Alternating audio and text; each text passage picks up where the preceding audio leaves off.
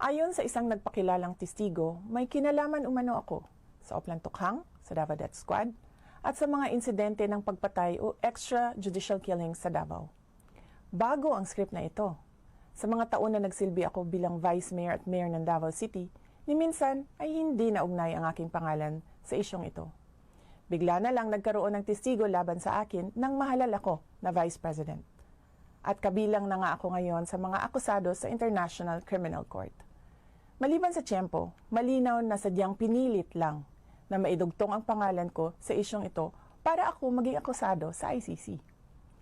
Ang pagpupumilit ng ICC na pakialaman ang ating hudikatura ay panghihimasok sa ating soberanya. Paglapasangan ito sa dignidad ng mga Pilipino at sa karangalan ng Pilipinas. Wala na itong debate sa testigo at mga tao na nakapalikod sa kanya. Mag-file kayo ng kasong murder laban sa akin dito sa Pilipinas.